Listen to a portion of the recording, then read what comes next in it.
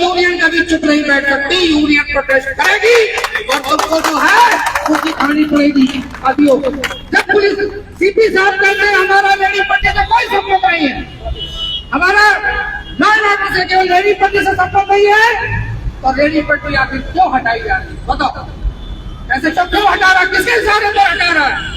किसने पावर से तो दिया वहां पर ये काम करने के लिए? साथियों, सवाल ये है इसके पीछे जो राजनीति है उसका पर्दाफाश होना चाहिए। और इसके लिए अगर हमें केजरीवाल तक भी जाना पड़ा तो मैं जाऊंगा, अगर हमें सीपी तक जाना पड़ा तो मैं जाऊंगा और साथियों उनको जाकर के फिर दोबारा नोटिस दूंगा। इस तरीके की हरकतबाजी SHO साहब जामिया नगर के कर रहे हैं। अगर स्ट्रीट वेंडर से हमारे किसी को तकलीफ हो तो बताओ कहाँ तकलीफ होती है? मैं कल बैठा रहा, चारों तरफ देखता रहा, कोई काम नहीं वेंडर से होता है। साथियों, एक करप्शन है, एक भ्रष्टाचार है जिसकी वजह से इनको लगता है कि हम वेंडर को यहाँ से हटा दें, दूसरा और अगर किसी को तकलीफ है तो अपनी व्यक्ति की आजादी, अपनी व्यक्ति की आजादी के आधार पर अपनी बात रख सकता है, चाहे वो प्रोटेस्ट के माध्यम से रखे, चाहे वो धरने के माध्यम से रखे और चाहे वो प्रदर्शन के माध्यम से रखे, वो रख सकता है। साथियों, अधिकार है इनका। और साथियों, अभी हमारे एक असरफ थे 21 सितंबर की घटना है, वहाँ के कांस्टेबल ने अशरफ बेचारा बताइए वहाँ बैठा था और उसकी जो है पुलिस वाले ने पिटाई लगा दी, इतना मारा क्योंकि हाथ की कोहनी फट गई। मैं पहुंचा SHO साहब के पास, उन्हें गलती कराई इसकी, तो हाथ मतलब माफी मांगने लगे कि माफ कर दो, अब ऐसा नहीं होगा। माफी एमएलसी कराइए भाई, आपकी जिम्मेदारी है, उसने 100 नंबर कॉल किया है, आपकी जिम्मेदारी है एमएलसी कराने की, एमएलसी कराने से कतराते रहे। साथियों, जब पुलिस का एक व्यक्ति अपराध करता है तो पुलिस उसको बचाने में लग जाती है, पूरी धीरे से लेकर करना। कानून सबके लिए बराबर होता है, पुलिस क्यों बचाती है? अपराध कौन कर रहा है? साथियों, तो ये तो बचाने का काम पुलिस कर रही है, ये असंवैधानिक है, गैर कानूनी है। साथियों, और हमने अपने नोटिस में लिखा हुआ है, दिया हुआ है, और जो हकीकत है वो ये है। और सवाल ये है, इनको इंसाफ मिलना चाहिए।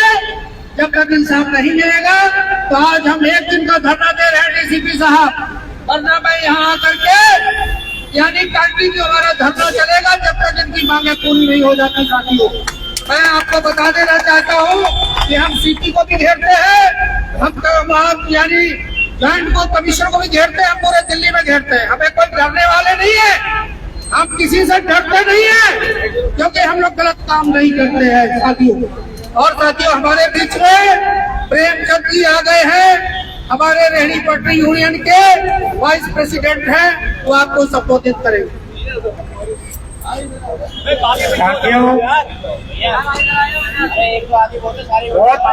ये अभी आप कह रहे हैं कि SHO ने यहाँ पर MLA से मिला हुआ, ये किस भी आप मैं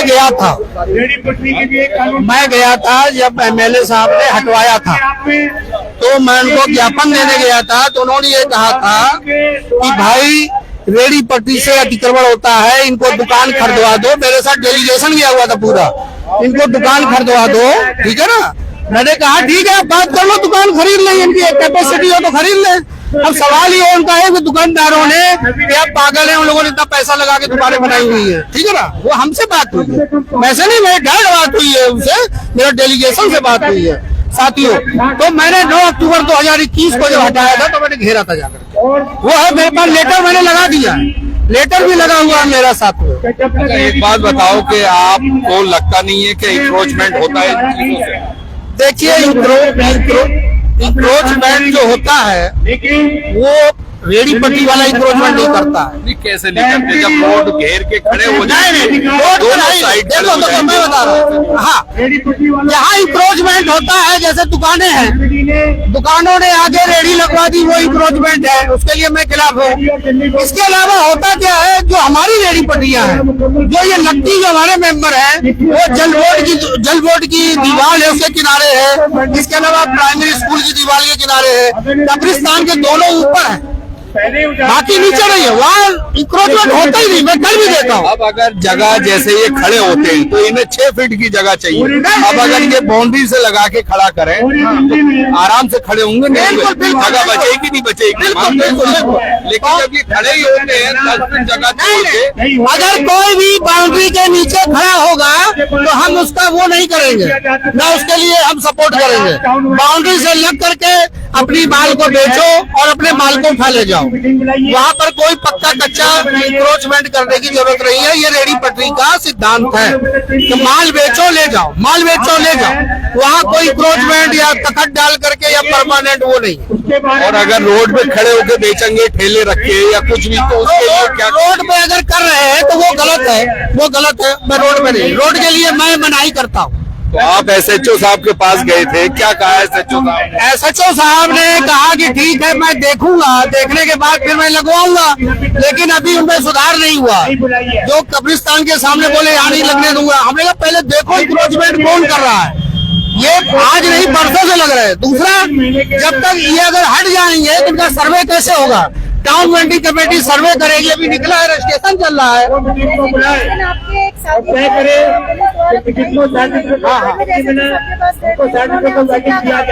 उन्होंने ये कहा था कि भाई MLC मत करवाओ, हाथ यानी कि वो माफी मांगने लगे। बाकायदा मैंने कहा MLC का मैं डालता रहा, वो कतराते रहे MLC के लिए। MLC और 100 नंबर कॉल भी हो चुकी थी, सब कुछ दर्ज है उसमें। अभी लोगों ने मैंने कहा MLC करा लो जा करके, लेकिन ये गए नहीं, डर की वजह से ये लोग गए नहीं। ये डर की वजह से नहीं गए। तो कोई दिक्कत नहीं है, फिर रेडी पट्टी वालों को बुझाए, लेकिन कानून का पालन न करना पूरी दिल्ली में ही हो रहा है। सबसे बड़ी बात ये है, दिल्ली प्रदेश रेडी पट्टी घूमता कर लगातार रेडी पट्टी वालों में संघर्ष कर रहा है, और हम संघर्ष कर भी रहे हैं। बीच के नाम पे भी बहुत सारे रेडी पट्टी वालों को जाना गया, जिनको कि अभी तक कई जगह बिठाया नहीं गया, कई जगह बिठाया गया। हम यही